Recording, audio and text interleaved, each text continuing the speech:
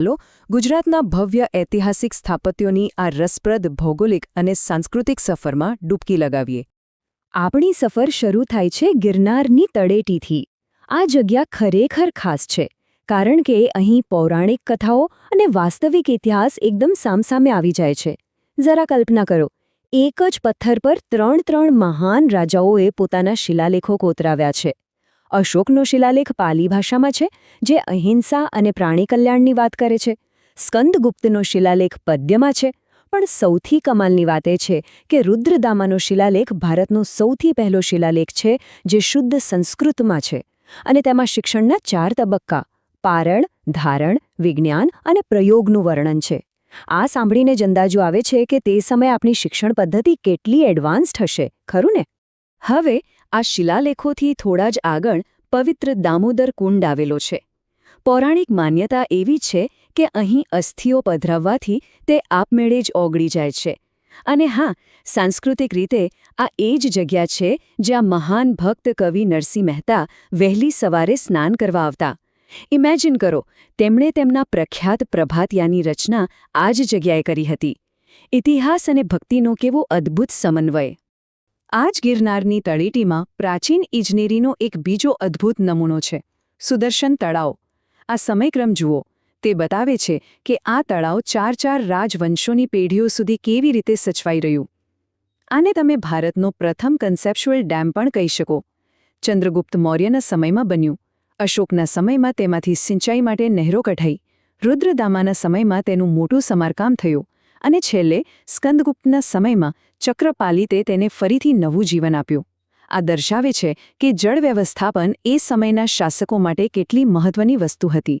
જૂનાગઢથી હવે આપણે જઈએ અરવલ્લી તરફ. અહીં આવેલી દેવની મોરી, અથવા તો જેને ભોજરાજ ટેકરો કહેવાય છે, ત્યાંથી બૌદ્ધ સ્તૂપના અદ્ભુત અવશેષો મળ્યા છે. અહીં ટેરાકોટા એટલે કે અગ્નિજીત માટીનો વિશેષ ઉપયોગ થયો છે. રુદ્રસેન ત્રીજા દ્વારા બંધાવવામાં આવેલા આ સ્તૂપમાંથી ભગવાન બુદ્ધની એવી મૂર્તિઓ મળી છે, જે આ જ આગમાં પકવેલી માટીમાંથી બનેલી છે. આ તે સમયની માટીકામની ઉત્કૃષ્ટ કળાનો એક જબરજસ્ત નમૂનો છે. માટીના સ્તૂપથી લઈને હવે વાત કરીએ ગુજરાતની પ્રથમ બહુમાળી ઇમારતની, પાટણનો રુદ્રમહાલય. આનું કદ એટલું વિશાળ હતું કે મૂળરાજ સોલંકીએ તેને બનાવવાની શરૂઆત તો કરી દીધી, પણ તેને પૂરો થવામાં લગભગ 175 વર્ષ લાગી ગયા. છેક સિદ્ધરાજ જયસિંહના સમયમાં આ તે પૂરો થયો. મૂળ 150 ફૂટ ઊંચો આ મહાલય ખરેખર ભવ્ય હતો. અને એક રસપ્રદ ફેક્ટ કહું, મૂળરાજ સોલંકીએ આખી ઇમારત પૂરી થાય તે પહેલાં જ તેમાં મૂર્તિઓની પ્રાણ પ્રતિષ્ઠા કરી દીધી હતી. આર્કિટેક્ચરની આ સફરમાં આપણે હવે એ જોઈશું કે સોલંકી વંશના શાસકોએ જળ વ્યવસ્થાપન અને ઈશ્વર ભક્તિને કેવી રીતે જોડી દીધા હતા. આ આંકડો જુઓ, 1008. આ કોઈ રેન્ડમ નંબર નથી. પાટણના સહસ્ત્રલિંગ તળાવની ફરતે બરાબર 1008 શિવલિંગો સ્થાપિત કરવામાં આવ્યા હતા. મૂળ દુર્લભ સરોવરનું રિનોવેશન કરાવીને સિદ્ધરાજ જયસિંહે આ ભવ્ય તળાવ બનાવ્યો હતો. આ તે સમયના એન્જિનિયરિંગ અને ભક્તિનું એક બેજોડ ઉદાહરણ છે. પણ સાંભળો, આ ઐતિહાસિક તળાવ સાથે એક અત્યંત રોમાંચક લોકવાહિકા પણ જોડાયેલી છે. એવું કહેવાય છે કે સતી જસ્મા ઓર્ડરના શ્રાપને કારણે આ આખું તળાવ જળવિહોણું બની ગયું હતું. ત્યારબાદ વણકર સમાજના વીર મેઘમાયાએ પોતાના પ્રાણનું બલિદાન આપ્યું અને તેમના એ જ બલિદાનથી તળાવમાં ફરીથી પાણી આવ્યું. આજે પણ તમે જાઓ તો ત્યાં આ બંનેની ડેરીઓ આવેલી છે, જે આ ઇતિહાસ અને લોકકથાને આજે પણ જીવંત રાખે છે.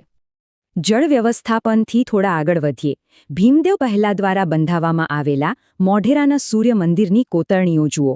બાપ રે, આમાં માત્ર દેવી દેવતાઓની જ મૂર્તિઓ નથી. સ્તંભો પર તમે ઝીણવટથી જોશો તો વલોણું કરતી સ્ત્રીઓ, સુભદ્રા હરણ, પ્રાણીઓની ભયંકર કુસ્તી, એક માણસ 2 હાથ વડે આખો હાથી ઉંચકતો હોય એવું દ્રશ્ય, અને હા, એક 3 પાયાવાળું ક્યુરિયસ ટેબલ પણ કોતરેલું છે. શિલ્પકારોની કલ્પના શક્તિનું આનાથી ઉત્તમ ઉદાહરણ બીજું શું હોઈ શકે? હવે આપણે જૈન સ્થાપત્યોના અદ્ભુત નમૂનાઓ તરફ જઈએ. ઘણા લોકો અહીં કન્ફ્યુઝ થાય છે કે દેલવાડાના દેરા અને કુંભારિયાના દેરા વચ્ચે શું તફાવત છે. તો ચાલો આજે એ ક્લિયર કરીએ. દેલવાડાના દેરા માઉન્ટ આબુમાં છે, જે વસ્તુપાલ અને તેજપાલે બંધાવ્યા હતા, અને ખાસ તો તે તેમની પત્નીઓ લલિતા અને અનુપમાની યાદમાં જાણીતા છે. જ્યારે બીજી તરફ બનાસકાંઠામાં આવેલા કુંભારિયાના દેરા વિમલ મંત્રી અને તેમની પત્ની સુમંગલા દેવીના તપોબળથી બંધાયા હોવાનું મનાય છે. અને આ મંદિરો મુખ્યત્વે 22મા તીર્થંકર નેમિનાથને સમર્પિત છે. દિલવાડાના દેરાની સુંદરતા સમજવા માટે ઓશો રજનીશનું આ વાક્ય જ પૂરતું છે. તેમણે એકદમ સ્પષ્ટ કહેલું કે તાજમહેલ એક સાદી સળંગ ઇમારત છે. તે દિલવાડાના મંદિરોની સરખામણીએ કંઈ જ નથી.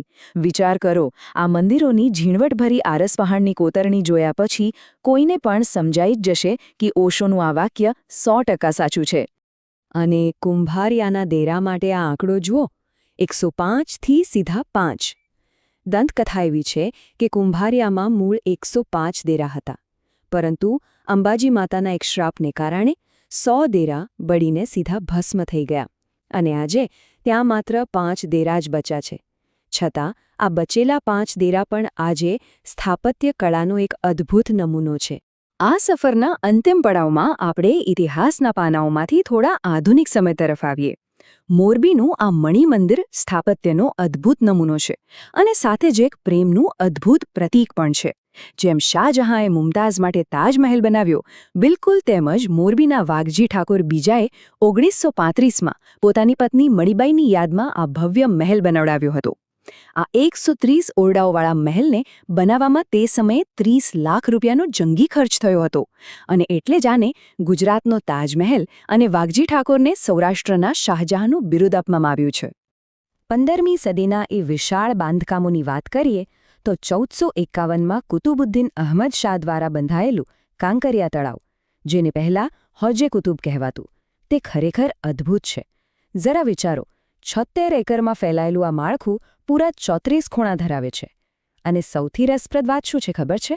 તેની બરાબર મધ્યમાં આવેલી નગીનાવાડીને જો ઉપરથી જોવામાં આવે તો તે આબેહૂબ આપણા આધુનિક સ્ટેટ બેંક ઓફ ઇન્ડિયા એટલે કે SBIના લોગો જેવી જ દેખાય છે. છે ને કમાલની વાત? આ ઐતિહાસિક સફરમાં આગળ વધતા પહેલાં એક શબ્દ સમજવો બહુ જ જરૂરી છે અને એ છે રોજો. સ્થાપત્યની ભાષામાં રોજો એટલે એક એવો મકબરો કે દરગાહ જે ખાસ કરીને સંતો કે રાજવીઓના સન્માનમાં બનાવવામાં આવેલ વિશાળ સંકુલનો ભાગ હોય છે. અને આવા જ એક ભવ્ય રોજાની વાત કરીએ તો સંત શેખ અહમદ ખટ્ટુ ગંજબક્ષ માટે બનેલો સરખેજનો રોજો યાદ આવે. ઇન્ડો સાર્સેનિક શૈલીની આ ભવ્યતા એટલી અદ્ભુત છે કે 20મી સદીના મહાન આર્કિટેક્ટ લા કાર્બુઝિયરે તેને જોતા જ સીધી ગ્રીસના પ્રાચીન એથેન્સના એક્રોપોલિસ સાથે સરખાવી દીધી હતી. આ કક્ષાની પ્રશંસા ખરેખર આ બાંધકામની આંતરરાષ્ટ્રીય મહાનતા દર્શાવે છે. વિશાળ ઇમારતોની સાથે સાથે આ યુગ તેની અત્યંત બારીક કોતરણી માટે પણ પ્રખ્યાત છે. દાખલા તરીકે 1514માં બંધાયેલી રાણી સિપ્રીની મસ્જિદ.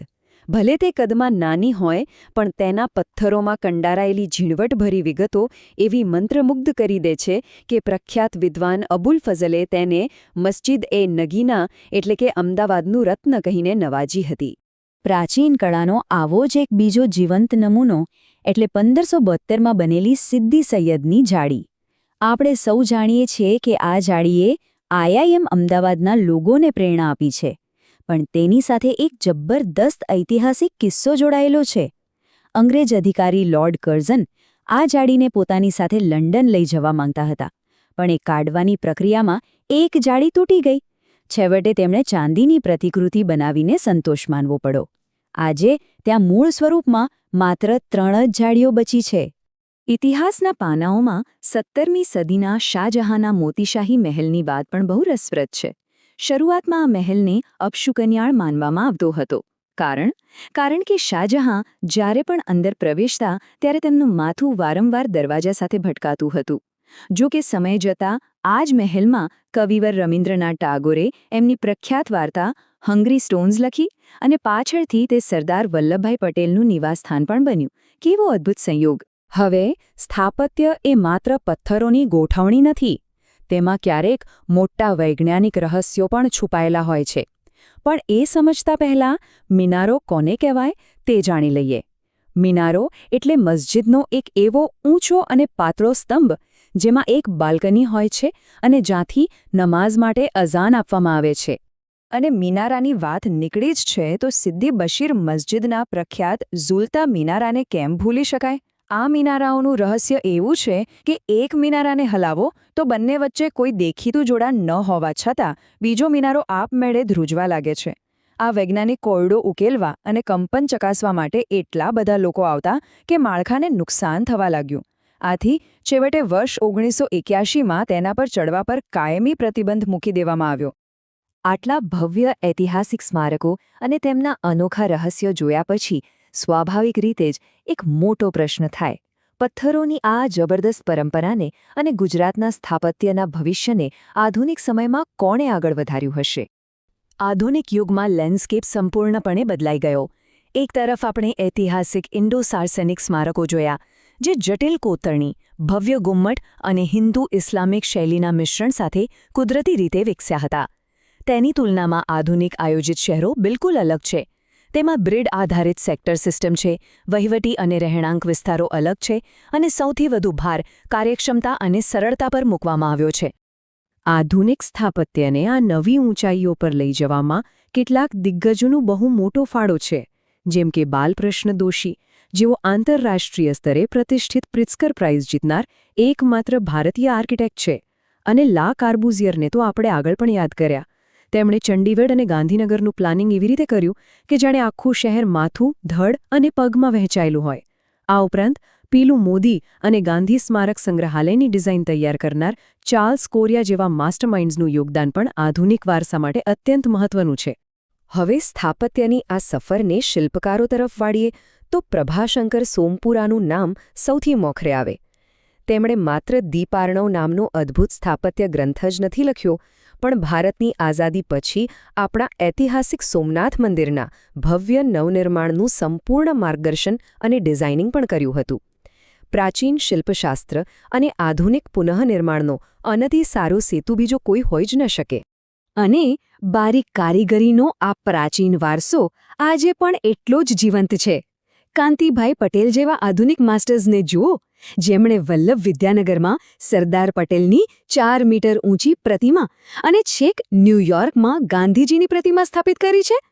તેવી જ રીતે બ્રોન્ઝ વુમન ઓફ ઇન્ડિયા તરીકે પ્રખ્યાત જસ્સુબેન શિલ્પી, તેમણે ઘડેલી ઝાંસીની રાણીની અને કેવડિયામાં આવેલી 25 ફૂટ ઊંચી સરદાર પટેલની ધાતુની મૂર્તિઓએ આ ઐતિહાસિક મહાપુરુષોને હંમેશા માટે અમર કરી દીધા છે. આપણે ગુજરાતના ગૌરવશાળી ઇતિહાસના એક અત્યંત રસપ્રદ પાસા પર નજર કરવાના છીએ, અને એ છે ગુજરાતના પ્રાચીન કિલ્લાઓ, જેને આપણે દુર્ગ કે કોટ પણ કહીએ છીએ. આ માત્ર પથ્થરની નિર્જીવ ઇમારતો નથી હો, આ તો એ સમયની સુરક્ષા, સ્થાપત્ય અને વ્યૂહરચનાની અદ્ભુત અને જીવંત કહાનીઓ છે. સૌથી પહેલાં તો એક સહેજ પ્રશ્ન થાય કે આ મહાકાય કિલ્લાઓનો સાચો ઉદ્દેશ્ય શું હતો? શું આ માત્ર રાજા મહારાજાઓના વૈભવી રહેઠાણ હતા? બિલકુલ નહીં. હકીકતમાં મોટાભાગના રાજાઓ રહેવા માટે તો અલગ હવેલીઓ કે મહેલો જ બનાવતા હતા. તો પછી આ કિલ્લાઓ કેમ? આનો ઉદ્દેશ્ય બહુ જ મોટો અને એકદમ વ્યૂહાત્મક હતો. સીધી ભાષામાં કહીએ તો આ કિલ્લાઓ એ સમયના સર્વાઇવલ બંકર અને સુરક્ષાના અત્યંત મજબૂત કેન્દ્રો હતા. એમને જાણી જોઈને ઊંચાઈ પર અથવા તો ખીણ અને પાણીની નજીક બનાવવામાં આવતા, જેથી કુદરતી રક્ષણ મળી રહે. સૌથી કમાલની વાત એ હતી કે આમાં પ્રવેશવા માટે મોટાભાગે એક જ સાંકડો રસ્તો રખાતો. જરા વિચારો, લાખોની દુશ્મન સેના હોય પણ અંદર આવવા માટે એક જ રસ્તો, એટલે આખી સેના ત્યાં જ અટવાઈ જાય. ઉપરથી ઊંચાઈ પર ગોઠવાયેલી તોપોથી દુશ્મનો પર સીધો પ્રહાર કરી શકાતો. અને હા, જ્યારે યુદ્ધ કે દુષ્કાળ જેવી કટોકટી આવે ને, ત્યારે નગરજનો માટે અનાજ અને જીવન જરૂરી ચીજોનો સંગ્રહ પણ આ જ કિલ્લાઓમાં સુરક્ષિત રીતે કરવામાં આવતો. ખરેખર એકદમ માસ્ટરમાઇન્ડ પ્લાનિંગ. અને આ પ્લાનિંગ કેટલી હદે વ્યવસ્થિત હતું એ આપણા પ્રાચીન વર્ગીકરણ પરથી બરાબર સમજાય છે. ભૂગોળ અને પર્યાવરણના આધારે મુખ્ય 7 પ્રકારના દુર્ગ એટલે કે કિલ્લાઓ જોવા મળે છે. ધ્યાનથી સાંભળજો. વાયુદુર્ગ એટલે પહાડો પર બનેલા અદ્ભુત કિલ્લા. જળદુર્ગ, જે દીવ કે સુરતની જેમ ચારે બાજુ પાણીથી ઘેરાયેલા હોય. પછી આવે વનદુર્ગ, જે ગાઢ જંગલોની ઝાડીઓમાં બિલકુલ છુપાયેલા હોય. પંખદુર્ગ એટલે કાદાઓ કે ઊંડી ખાઈથી ઘેરાયેલા કિલ્લા, જ્યાં દુશ્મનો ખૂપી જ જાય. ધનુદુર્ગ ખાસ રણ વિસ્તારમાં જોવા મળે. નૃદુર્ગ એટલે પથ્થરના એવા મજબૂત કિલ્લા, જ્યાંથી ચારે દિશામાં યુદ્ધ કરી શકાય. અને છેલ્લે ગુહાદુર્ગ, જેમાં કટોકટીમાં ભાગવા માટે જમીનની અંદર છુપા બોયરાઓ બનાવવામાં આવતા. છે ને કમાલનું એન્જિનિયરિંગ? આજે એન્જિનિયરિંગના અદ્ભુત નમૂનાઓ તરફ આગળ વધીએ. 18. આ આંકડો બહુ જ રસપ્રદ છે. ઈસવીસન 1411માં જ્યારે અહેમદ શાહ પ્રથમે અમદાવાદની સ્થાપના કરી, ત્યારે સૌથી પહેલું બાંધકામ ભદ્રના કિલ્લાનું કરાવ્યું હતું. ઐતિહાસિક ગ્રંથ મિરાતે અહેમદી મુજબ શરૂઆતમાં કિલ્લાના રક્ષણ માટે તેના પર 18 મોટી તોપો ગોઠવવામાં આવી હતી. વિચાર કરો, એ સમયે આ કિલ્લાનો મુખ્ય દરવાજો, જે પિરાનપીરના દરવાજા તરીકે ઓળખાય છે, તે શહેરની સુરક્ષાનું કેવું જબરદસ્ત કેન્દ્ર રહ્યો હશે. પણ આ કિલ્લાઓ સાથે માત્ર યુદ્ધની જ નહીં, પણ રોમાન્સ અને કરુણતાની કથાઓ પણ જોડાયેલી છે. વડોદરા પાસે આવેલા ડભોઈના કિલ્લાની જ વાત લઈએ. સિદ્ધરાજ જયસિંહના સમયમાં વિકસાવેલા આ કિલ્લાનું મૂળ કામ શિલ્પી દેવોએ કર્યું હતું, પણ પછી હીરાધર નામના કડિયાએ તેનું સમારકામ કર્યું.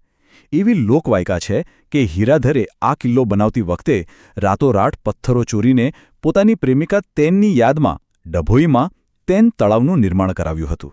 અને આ જ ડભોઈના કિલ્લાની કોતરણી તો આખા ગુજરાતમાં પ્રખ્યાત છે. 4 દિશા ને 4 ભાગોળ એટલે કે દરવાજા. ઉત્તરમાં ચાંપાનેર ભાગોળ, દક્ષિણમાં નાંદોદ ભાગોળ, પશ્ચિમમાં વડોદરા ભાગોળ, પણ સૌથી ખાસ છે પૂર્વનો દરવાજો, જેને કડિયા હીરાધરના ઉત્કૃષ્ટ કામની યાદમાં કાયમ માટે હીરા ભાગોળ નામ આપી દેવામાં આવ્યો. પથ્થરમાં કંડારાયેલી આ ઇતિહાસની એક જીવંત નિશાની છે. હવે વાત કરીએ આંકડા 6ની. મહેસાણામાં આવેલા વડનગરના ઐતિહાસિક કિલ્લાને 6 મુખ્ય દરવાજા છે, જે સોલંકી રાજા કુમારપાળે બંધાવ્યો હતો. અમરથોડ, અર્જુનબારી, આવા તો કેવા સરસ વિશિષ્ટ નામો છે આ દરવાજાઓના. આવું જ એક બીજું ઉત્તમ ઉદાહરણ સુરેન્દ્રનગરના ઝીંઝુવાડા કિલ્લાનું છે. ત્યાંના મધપોળ દરવાજા પર મારું ગુર્જર શૈલીમાં દેવી દેવતાઓની એટલી સુંદર મૂર્તિઓ કોતરવામાં આવી છે કે બસ જોતા જ રહી જવાય. ચાલો હવે થોડા અલગ પ્રકારના કિલ્લાઓ તરફ વળીએ. આપણે જળદુર્ગની વાત કરી હતી, ખરું ને? સુરતનો તાપી કિનારે આવેલો કિલ્લો એનું બેસ્ટ ઉદાહરણ છે. અને એનો ઇતિહાસ જુઓ કેવો ઝડપથી વિકસ્યો છે. 1530ની આસપાસ પોર્ટુગીઝ ચાચિયાઓના હુમલા બહુ વધી ગયા હતા. એનાથી બચવા મોહમ્મદ ત્રીજાના આદેશથી એક તુર્કી સૈનિક ખુદાવંત ખાને આ કિલ્લાનો પાયો નાખ્યો. પછી મોહમ્મદ બિન તુગલકે એનું રિનોવેશન કરાવ્યું અને છેલ્લે ફિરોઝ શાહ તુગલકે ભીલ આક્રમણોથી બચવા તેને એટલો મજબૂત બનાવ્યો કે પેઢીઓ સુધી તે એક અત્યંત શક્તિશાળી કિલ્લો બની રહ્યો. જળદુર્ગ પછી હવે પહાડો પર જઈએ. ગુજરાતમાં એક કહેવત બહુ જ પ્રચલિત છે, ઈડરિયો ગઢ જીતવો. આપણે રોજબરોજના જીવનમાં આ બહુ વાપરીએ છીએ, પણ એનો અર્થ ખબર છે? સાબરકાંઠામાં આવેલો ઈડરનો કિલ્લો એટલો ઊંચો અને દુર્ગમ હતો કે એને જીતવો એ લગભગ અશક્ય કામ માનવામાં આવતું. એટલે આજે પણ જ્યારે કોઈ ખૂબ જ મોટું કે અશક્ય લાગતું કામ સફળતાપૂર્વક પૂરું કરવામાં આવે ત્યારે આપણે આ જ કહેવતનો ઉપયોગ કરીએ છીએ. વિચારો, એક કિલ્લો આપણી ભાષાનો અતૂટ હિસ્સો બની ગયો. આવા તો બીજા પણ ઘણા મજબૂત પહાડી કિલ્લાઓ છે. કચ્છમાં ભુજિયા ડુંગર પર રાવ ગોડલજીએ 1723માં ભુજિયા કિલ્લાનું નિર્માણ કરાવ્યું, જ્યાં આજે પણ ભુજંગ નાગનું પ્રખ્યાત મંદિર છે. જૂનાગઢનો ઉપરકોટ કિલ્લો એક ઉત્તમ ગિરિદુર્ગ છે, જેની 20 મીટર ઊંચી દિવાલો, છુપા ભોયરા અને મોટી તોપો આજે પણ એની તાકાતની સાક્ષી પૂરે છે. અને પંચમહાલનો ચાંપાનેરનો કિલ્લો, જેને જહાંપનાહ પણ કહેવાતો, અને તે તેના બુઢિયા દરવાજા માટે પ્રખ્યાત છે. બહુ જ રસપ્રદ વાત એ છે કે મહંમદ બેગડાએ વ્યૂહાત્મક રીતે ઋતુઓ પ્રમાણે પોતાની રાજધાની વહેંચી હતી. તે શિયાળામાં ચાંપાનેરના કિલ્લાનો અને અન્ય ઋતુઓમાં ઉપરકોટનો રાજધાની તરીકે ઉપયોગ કરતા. ખરેખર અદ્ભુત આયોજન. તો આ બધું જોયા પછી સૌથી અગત્યનો મુદ્દો એ છે કે આ પ્રાચીન ઇમારતો આજે ક્યાં છે? એ કેવી રીતે બદલાઈ છે? અમદાવાદની ગાયકવાડ હવેલી આનું એક એકદમ જીવંત ઉદાહરણ છે. 1783ની આસપાસ મરાઠા સરદારોએ પોતાના રક્ષણ માટે એક નાનકડો કિલ્લો બનાવ્યો. સમય બદલાયો, અંગ્રેજો આવ્યા તો તેમણે તેને શસ્ત્રાગાર બનાવી દીધું. અને આઝાદી પછી 1969માં આ જ ઇમારતને પોલીસ ક્રાઇમ બ્રાન્ચના વડામથકમાં ફેરવી નાખવામાં આવી. જરા વિચારો, એક જ ઇમારત પણ સદીઓથી પોતાની ઉપયોગિતા કઈ રીતે જાળવી રાખી છે. અને અંતે આ આખા ઇતિહાસ પરથી એક બહુ જ ઊંડો વિચાર આવે છે. જો સદીઓ પહેલાં બનેલા આ પથ્થરના પહેરેદારો આજે પણ અડીખમ ઊભા છે અને આધુનિક સમય સાથે તાલ મિલાવી રહ્યા છે, તો આપણી આજની એવી કઈ સ્થાપત્ય રચનાઓ હશે જે આવનારી સદીઓમાં સમયની કસોટી પર ખરી ઉતરશે? ભવિષ્યની પેઢીઓને કઈ ઇમારતો આપણો ઇતિહાસ કહેશે? આ ખરેખર વિચારવા જેવો પ્રશ્ન છે. આશા છે કે ગુજરાતના કિલ્લાઓની આ રસપ્રદ સફરમાં ઘણું નવું જાણવા મળ્યું હશે. બસ આવી જ રીતે નવું શીખતા રહીએ. જે આપણે વાત કરીશું ગુજરાતના એવા પ્રાચીન જળમહેલોની જે જમીનની ઉપર નહીં પણ જમીનની અંદર છુપાયેલા છે. હા, આપણે વાત કરી રહ્યા છીએ વાવ વિશે, અને આજે આપણે તેના અદ્ભુત એન્જિનિયરિંગને ડીકોડ કરવાના છીએ. હવે સૌથી પહેલો સવાલ એ થાય કે કોઈ આખો મહેલ જમીનની નીચે શા માટે બનાવે? એટલે કે સામાન્ય રીતે આપણે મોટી ઇમારતો આકાશ તરફ ઊંચી બનાવતા હોઈએ છીએ, ખરું ને? તો પછી આપણા પ્રાચીન આર્કિટેક્ટ્સે જમીનમાં છેક ઊંડે સુધી બાંધકામ કરવાનો આવો મોટો નિર્ણય કેમ લીધો હશે? આ એક એવો સવાલ છે જે આપણને આ પ્રાચીન જળ વ્યવસ્થાપનની ખરી બુદ્ધિમત્તા સમજાવશે. હવે સામાન્ય કૂવો અને વાવ વચ્ચેનો તફાવત સમજીએ. સામાન્ય કૂવામાંથી પાણી ખેંચવું હોય તો સપાટી પર ઊભા રહીને દોરડા અને ડોલથી ખેંચવું પડે, જેમાં ખાસી મહેનત લાગે. પણ વાવની વાત જ અલગ છે. આ એક એવી એડવાન્સ સિસ્ટમ છે જેમાં તમે સીધા પગથિયા ઉતરીને છેક પાણીના સ્તર સુધી પહોંચી શકો છો. એ જમાનામાં સરળતાથી પાણી મેળવવા માટે આ ખરેખર એક બહુ મોટી આર્કિટેક્ચરલ ક્રાંતિ હતી. અને આની જરૂર કેમ પડી હશે? તો ગુજરાત અને રાજસ્થાન જેવા સૂકા પ્રદેશોના આકરા તાપમાં વાવ માત્ર પીવાનું પાણી જ નહોતી આપતી. જમીનની અંદર હોવાથી ત્યાં ગજબની ઠંડક રહેતી. મુસાફરો માટે આ એક પરફેક્ટ રેસ્ટ સ્ટોપ બની રહેતું. અને હા, આની વિશાળ દિવાલો પર કારીગરોએ એવી જટિલ કોતરણીઓ કરી છે કે જાણે આખો એક કલાનો ખજાનો જોઈ લો. વાવમાં કેટલા પ્રવેશદ્વાર છે તેના આધારે મુખ્ય 4 પ્રકાર પડે છે. સૌથી પહેલો પ્રકાર છે નંદા, જેમાં માત્ર એક જ પ્રવેશદ્વાર હોય છે. ઉદાહરણ તરીકે અડીકડી વાવ. પછી આવે ભદ્રા, જેમાં 2 પ્રવેશદ્વાર હોય, જેમ કે દાદાહરીની વાવ. ત્રીજો પ્રકાર છે જયા, જેમાં 3 પ્રવેશદ્વાર હોય છે. આપણી વિશ્વ પ્રસિદ્ધ રાણકી વાવ અને અડાલજની વાવ આ જ કેટેગરીમાં આવે છે. અને ચોથો પ્રકાર છે વિજયા, જેમાં 4 પ્રવેશદ્વાર હોય, જેમ કે ચૌબારી વાવ. સામાન્ય રીતે આપણને નંદા અથવા જયા પ્રકારની વાવો સૌથી વધુ જોવા મળે છે. આમાં પહેલો પ્રકાર છે દીર્ઘિકા. આ વાવ માપમાં બરાબર 32 હાથ જેટલી લાંબી હોય છે. બીજો પ્રકાર છે ભોલેરી, જેનો અંદરનો ભાગ તમે જુઓ તો અસામાન્ય રીતે ખૂબ જ પહોળો હોય છે. અને ત્રીજો પ્રકાર છે જીવતી વાવ. નામ પરથી જ ખ્યાલ આવી જાય કે આ એક એવો સ્ત્રોત છે જેમાં અખૂટ પાણી હોય અને જે ક્યારેય સૂકાતો જ નથી. રસપ્રદ વાત એ છે કે કોઈ પણ વાવ આ મુખ્ય અને ગૌણ પ્રકારોનું એક સુંદર કોમ્બિનેશન હોઈ શકે છે. અને આ માસ્ટરપીસની શરૂઆત કરીએ આ આંકડાથી. 7. આ કોઈ સામાન્ય આંકડો નથી. પાટણમાં આવેલી વિશ્વ પ્રસિદ્ધ રાણકી વાવ જમીનની અંદર પૂરા 7 માળ ઊંડી છે. જરા વિચારો, જમીનની નીચે 7 માળનો આખો મહેલ. રાણકી વાવનો ઇતિહાસ ખરેખર ખૂબ જ રોમાંચક છે. 1063માં રાણી ઉદયમતીએ આનું નિર્માણ કરાવ્યું હતું. આમાં ભગવાન વિષ્ણુના દશાવતારની એવી ભવ્ય કોતરણી છે કે બસ જોતા જ રહી જઈએ. પણ સૌથી આશ્ચર્યની વાત એ છે કે એક સમયે સરસ્વતી નદીના પૂરમાં આ આખી વાવ માટી નીચે દટાઈ ગઈ હતી. છેક 1960ના દાયકામાં ખોદકામ કરીને તેને ફરી બહાર કાઢવામાં આવી અને આજે તે યુનેસ્કો વર્લ્ડ હેરિટેજ સાઇટ છે, જે આપણી 100 રૂપિયાની નોટ પર પણ ગર્વથી બિરાજમાન છે. હવે જરા આ બીજો મોટો આંકડો જુઓ, 9 લાખ. આ શું છે ખબર છે? વડોદરાની નવલખી વાવ બનાવવા માટે તે સમયે પૂરા 9 લાખ સોનાના સિક્કા ખર્ચવામાં આવ્યા હતા. લક્ષ્મીવિલાસ પેલેસની પાણીની જરૂરિયાત પૂરી કરવા માટે આ ખરેખર એક બહુ મોટો અને શાહી ખર્ચ હતો. ત્યારબાદ આવે છે અમદાવાદની દાદા હરીની વાવ. 1499માં બનેલી આ વાવ એક દુર્લભ ભદ્રા પ્રકારની વાવ છે, એટલે કે તેમાં 2 પ્રવેશદ્વાર છે. આ વાવ 5 માળ ઊંડી છે અને એનું એન્જિનિયરિંગ એટલું કમાલનું છે કે જમીનમાં આટલે ઊંડે હોવા છતાં તેના સ્પાઇરલ દાદર એટલે કે ગોળાકાર પગથિયાની મદદથી દરેક માળ પર પૂરતી હવા અને પ્રકાશ મળી રહે છે. આ ઇન્ડો-ઇસ્લામિક આર્કિટેક્ચરનો એક અદ્ભુત નમૂનો છે. અને એ જ વર્ષે એટલે કે 1499માં જ રાણી રૂડાબાઈ દ્વારા ગાંધીનગર નજીક અડાલજની વાવ બનાવવામાં આવી. આ 5 માળ ઊંડી જયા પ્રકારની વાવ છે.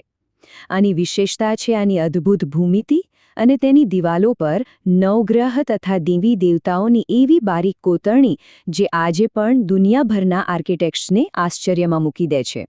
જો અનોખા આકારની વાત કરીએ તો અમદાવાદની અમૃતવર્ષિણી વાવ સૌથી અલગ તરી આવે છે. સામાન્ય રીતે વાવ સીધી હોય, પણ 1723માં રઘુનાથ દાસે બંધાવેલી આ વાવ અંગ્રેજી અક્ષર L આકારમાં ડિઝાઇન કરવામાં આવી છે. 50 ફૂટથી વધુ ઊંડી આ વાવને તમે ઉપરથી એકસાથે જોઈ જ ના શકો. આખું સ્ટ્રક્ચર જોવું હોય તો તમારે નીચે ઉતરવું જ પડે. પણ કદાચ સૌથી ચોંકાવનારી વાત છે જૂનાગઢની અડીકડી વાવની. આ વાવનું નિર્માણ સાવ અલગ રીતે થયું છે. સામાન્ય રીતે ઈંટો કે પથ્થરો જોડીને બાંધકામ થાય, બરાબર ને? પણ અહીં એવું નથી. આના માટે ઉપરકોટ કિલ્લામાં એક સળંગ નક્કર ખડક શોધવામાં આવ્યો અને પછી તેને સીધો નીચેની તરફ કોતરવામાં આવ્યો. સાંકડા રસ્તામાં 166 પગથિયા ખોદીને છેક 123 ફૂટ નીચે કૂવા સુધી પહોંચવાનો માર્ગ બનાવ્યો. આને તમે એ જમાનાનું જબરદસ્ત રિવર્સ એન્જિનિયરિંગ કહી શકો. આ અડીકડી વાવના નામ પાછળ પણ બે રસપ્રદ વાર્તાઓ જોડાયેલી છે. એક સ્થાનિક દંતકથા એવું કહે છે કે પાણી નહોતું મળતું એટલે અડી અને કડી નામની બે અપરિણિત કન્યાઓનું બલિદાન આપવામાં આવ્યું હતું. જ્યારે બીજી અને કદાચ વધુ પ્રેક્ટિકલ વાત એ છે કે આ બંને રાજાની સેવિકાઓ હતી, જે અહીં રોજ પાણી ભરવા આવતી. હવે સાચું શું છે એ તો ઇતિહાસ જ જાણે, પણ આ વાર્તાઓ આ વાવને વધુ રોમાંચક જરૂર બનાવે છે. અને અંતે વાત કરીએ ચાંપાનેરની ગેબનશાહ વાવની. 16મી સદીમાં બનેલી આ વાવ જળ વ્યવસ્થાપનનું એક ઉત્તમ ઉદાહરણ છે. આનું સ્ટ્રક્ચર એટલું બધું અસરકારક હતું કે ગમે તેવો આકરો દુષ્કાળ પડે, લોકો અહીંથી ક્યારેય પાણી વિના ખાલી હાથે પાછા નહોતા ફર્યા. અને નવાઈની વાત એ છે કે સદીઓ પછી આજે પણ તેમાં પાણી જોવા મળે છે. તો આ બધું જોયા પછી આપણે શું સમજી શકીએ? પ્રાચીન સમયના લોકો પાણીના સંગ્રહ માટે આટલી ભવ્ય અને કલાત્મક ઇમારતો બનાવતા હતા, જે બતાવે છે કે તેમના મનમાં પાણી પ્રત્યે કેટલો ઊંડો આદર હતો. આજે જ્યારે દુનિયાભરમાં જળ સંકટ એક બહુ મોટો પડકાર બની રહ્યો છે, ત્યારે શું આ પ્રાચીન જળ મહેલો આપણને નથી શીખવતા કે આપણે પણ પાણીના મૂલ્યને ફરીથી સમજવું જોઈએ અને તેને સાચવવું જોઈએ? ખરેખર વિચારવા જેવી વાત છે. હા, આપણે વાત કરી રહ્યા છીએ ગુજરાતના રાજવી મહેલોની. જો આપણો ઇતિહાસ માત્ર કોઈ પુસ્તકના પાનાઓ કે રાજાઓના શાસન પૂરતો સીમિત નથી. આ ઇતિહાસ આજે પણ આ આલિશાન અને ભવ્ય ઇમારતોમાં શ્વાસ લઈ રહ્યો છે. તો ચાલો સ્થાપત્ય અને સંસ્કૃતિની આ અદ્ભુત દુનિયામાં એક સફર ખેડીએ. પણ હા, આગળ વધીએ એ પહેલાં તમારા માટે એક રસપ્રદ સવાલ છે. જરા વિચારો, સંપૂર્ણપણે અરીસાઓથી જ મઢેલો એક ભવ્ય મહેલ અને એશિયાનું સૌથી મોટું વિન્ટેજ કાર કલેક્શન. આ બે સાવ અલગ લાગતી વસ્તુઓ વચ્ચે શું કનેક્શન હોઈ શકે? જવાબ છે આપણા ગુજરાતના મહેલોની અનોખી વિશિષ્ટતાઓ. આ માત્ર કોઈ ઈંટો અને પથ્થરની ઇમારતો નથી, પણ દરેક દિવાલ પાછળ એક જબરદસ્ત કહાની અને અચરજ પમાડે તેવા રહસ્યો છુપાયેલા છે. હવે આ આંકડો જુઓ, 9 લાખ! ગોંડલનો નવલખા મહેલ જ્યારે 18મી સદીમાં બન્યો ત્યારે તેના નિર્માણ પાછળ પૂરા 9 લાખ રૂપિયાનો ખર્ચ થયો હતો. જરા વિચારો, 18મી સદીમાં 9 લાખ રૂપિયા! આજના સમયમાં ગણતરી કરવા બેસીએ તો આ રકમ કેટલી મોટી થાય તેનો અંદાજ લગાવવો પણ મુશ્કેલ છે. અને હા, આટલા જ જંગી ખર્ચના કારણે જ આ મહેલનું નામ નવલખા મહેલ પડ્યું છે. હવે જ્યારે પણ આપણે આવા ઐતિહાસિક મહેલોની ચર્ચા કરીએ, ત્યારે એક શબ્દ વારંવાર આપણા કાને પડે છે: ઝરૂખા. પણ શું તમે ક્યારેય વિચાર્યું છે કે આ ઝરૂખા ખરેખર છે શું, અને તે મહેલની સુંદરતામાં કેવી રીતે ચાર ચાંદ લગાવે છે? સરળ ભાષામાં કહીએ તો ઝરૂખો એટલે મહેલની બહાર નીકળતી પથ્થરની બારીક કોતરની વાળી એક પ્રકારની બાલ્કની. ગોંડલનો નવલખા મહેલ આવા જ બેનમૂન પથ્થરના ઝરૂખાઓ માટે આખી દુનિયામાં પ્રખ્યાત છે. તે સમયના કારીગરોની આવડત અને એન્જિનિયરિંગનું આ એક જીવંત ઉદાહરણ છે. આ પ્રયોગોનું સૌથી શાનદાર પરિણામ જોવું હોય તો મોરબીના રણજીત વિલાસ પેલેસને જુઓ. અહીં કોઈ એક શૈલી નથી. ઇટાલિયન, મુઘલ, રાજપૂત અને યુરોપિયન, જાણે દુનિયાભરનું સ્થાપત્ય એક જ ઇમારતમાં ભેગું કરી દીધું છે. તેમાં ડુંગળી આકારના ગુંબજ પણ છે અને એક વિશાળ ક્લોક ટાવર પણ છે. ખરેખર આ એક માસ્ટરપીસ છે. પણ અહીં એક નાનકડું કન્ફ્યુઝન પણ ખાય છે. તમે રણજીત વિલાસ પેલેસ નામ સાંભળો એટલે મોરબી અને રાજકોટ એમ બે શહેરો યાદ આવે. મોરબીનો મહેલ તો આપણે જોયું એમ વિવિધ શૈલીઓનું મિશ્રણ છે. પણ રાજકોટનો રણજીત વિલાસ પેલેસ તેનાથી સાવ અલગ ગોથિક શૈલીમાં બનેલો છે અને તેમાં 100 જેટલા વિશાળ ઓરડાઓ છે. એટલે કે નામ ભલે એક હોય, પણ બંનેનો મિજાજ બિલકુલ અલગ છે. આવું જ કંઈક વિજય વિલાસ પેલેસના કિસ્સામાં પણ જોવા મળે છે. માંડવીનો વિજય વિલાસ પેલેસ લાલ રેતાળ પથ્થરોથી રાજપૂત અને બંગાળી ગુંબજ શૈલીમાં બનેલો છે. તમે બોલિવૂડની ઘણી ફિલ્મોમાં આ મહેલ જોયો હશે. તેની સામે ભાવનગરનો વિજય વિલાસ પેલેસ પ્રકૃતિની વચ્ચે આવેલો છે, જ્યાંથી શેત્રુંજયની ટેકરીઓ અને પાલીતાણાના મંદિરોનો અદ્ભુત નજારો જોવા મળે છે. તમે પેલી કહેવત તો સાંભળી જ હશે ને કે કોઈની નજર ના લાગે. વડોદરાના નજરબાગ પેલેસની વાર્તા પણ કંઈક આવી જ છે. આ મહેલનો દેખાવ એટલો સુંદર અને મનમોહક હતો કે લોકો માનતા કે આ ઇમારતને કોઈની ખરાબ નજરથી બચાવવી જોઈએ. બસ આ જ લોકવાયકા અને ત્યાંના સુંદર બગીચાઓ પરથી આ મહેલનું નામ નજરબાગ પડી ગયું. અને આ વિશે શું કહેશો? ભુજમાં આવેલો આઈના મહેલ. કલ્પના કરો, વર્ષ 1750ની સાલ છે અને એક એવો મહેલ બની રહ્યો છે જેની દિવાલો સંપૂર્ણપણે યુરોપિયન શૈલીના અરીસાઓથી મઢેલી છે. એ સમયમાં આંતરિક સજાવટ પાછળ થયેલો આવો અનોખો અને મોટો ખર્ચ કચ્છના રાજવીઓની દીર્ઘદ્રષ્ટિ અને સમૃદ્ધિની સાક્ષી પૂરે છે. ઘણીવાર મહેલોના નામ પરથી જ આપણને એના સ્થાપત્યનો અંદાજ આવી જ જતો હોય છે. જેમ કે ઓર્ચાર્ડ પેલેસ. આ શબ્દ સાંભળતા જ મનમાં શું વિચાર આવે? લીલોતરી, ફળોના બગીચા, એકદમ શાંત વાતાવરણ. ખરું ને? બિલકુલ સાચું. ઓર્ચર્ડ એટલે ફળોના વૃક્ષોથી ઘેરાયેલો વિસ્તાર. ગોંડલના હુજૂર પેલેસને ઓર્ચર્ડ પેલેસ પણ કહેવાય છે. કેમ? કારણ કે તે એકદમ હરિયાળા ફળોના બગીચાઓની વચ્ચે આવેલો છે. સૌથી રસપ્રદ વાત તો એ છે કે આજે પણ આ બગીચાઓમાં 80થી વધુ મોર એકદમ મુક્તપણે ફરતા જોવા મળે છે. એકદમ સ્વર્ગ જેવો માહોલ. પણ અહીં પાછી એક જ નામના બે મહેલોની વાત આવે છે. હુજૂર પેલેસ. ગોંડલનો હુજૂર પેલેસ તેના વિન્ટેજ કાર કલેક્શન માટે ફેમસ છે, જેને ધ રોયલ ગેરાજ કહેવાય છે, જ્યાં એશિયાનું સૌથી મોટું કલેક્શન છે. જ્યારે પોરબંદરનું હુજૂર પેલેસ અલગ છે. તે સામાન્ય પ્રવાસીઓ માટે બંધ રહે છે, કારણ કે આજે પણ રાજવી પરિવારના વંશજો જેઓ લંડનમાં રહે છે તે તેનો પોતાના અંગત ઉપયોગ માટે નિવાસ સ્થાન તરીકે ઉપયોગ કરે છે. હવે જરા સ્થાપત્ય અને ટેકનોલોજીના સંગમની એક અદ્ભુત વાત સાંભળો. છોટા ઉદેપુરના કુસુમ વિલાસ પેલેસની અંદર એક જૂની એન્ટીક બ્રિટિશ લિફ્ટ આવેલી છે. હા, લિફ્ટ. આ બતાવે છે કે એ જમાનામાં પણ આપણા શાસકો કેટલા એડવાન્સ થતા અને આધુનિક યુરોપિયન ટેકનોલોજી કેવી રીતે આપણા ઐતિહાસિક સ્થાપત્યોનો હિસ્સો બની રહી હતી. વાત જાણે એમ છે કે આટલા વિશાળ મહેલોનો નિભાવ ખર્ચ કાઢવો એ કોઈ નાની સૂની વાત નથી. એટલે જ આ ધરોહરને સાચવી રાખવા ઘણા મહેલોને નવું સ્વરૂપ આપવામાં આવ્યું છે. જેમ કે બનાસકાંઠાનો સુંદર બાલારામ પેલેસ હવે એક શાનદાર હેરિટેજ હોટેલ છે. ગોંડલનો રિવરસાઇડ પેલેસ પણ હોટેલમાં ફેરવાયો છે. અને ઈડરનો દોલત નિવાસ પેલેસ આજે એક સરસ મજાના હેરિટેજ હોમસ્ટે તરીકે પ્રવાસીઓને આવકારે છે. પણ જો કોઈ મહેલનો ઇતિહાસ સૌથી વધુ નાટકીય રહ્યો હોય તો તે છે વડોદરાનો મકરપુરા પેલેસ. 1870માં બંધાયેલા આ મહેલનો એક ભાગ ખુદ રાજાના ભાઈ મલ્હારરાવ દ્વારા જ તોડી પાડવામાં આવ્યો હતો. બોલો. પછીથી સયાજીરાવ ગાયકવાડ ત્રીજાએ તેને ફરીથી ખૂબ સુંદર રીતે બનાવડાવ્યો. અને સૌથી મોટી નવાઈની વાત તો એ છે કે વર્ષો સુધી આ રાજવી મહેલનો ઉપયોગ આપણી ભારતીય વાયુસેનાની નંબર 17 ટેટ્રા સ્કૂલ તરીકે થતો હતો. કેટલાક મહેલો તો કદમાં એટલા વિશાળ છે કે તેમનો ઉપયોગ સીધો વહીવટી કાર્યો માટે જ લેવાયો. મહેસાણાના રાજમહેલને જ ઉદાહરણ તરીકે લો. 3 માળની આ એક જ ઇમારતમાં કુલ 130 જેટલા ઓરડાઓ છે. 130! આવા વિશાળ મહેલની જાળવણી કરવી ખરેખર લોઢાના ચણા ચાવવા સમાન છે.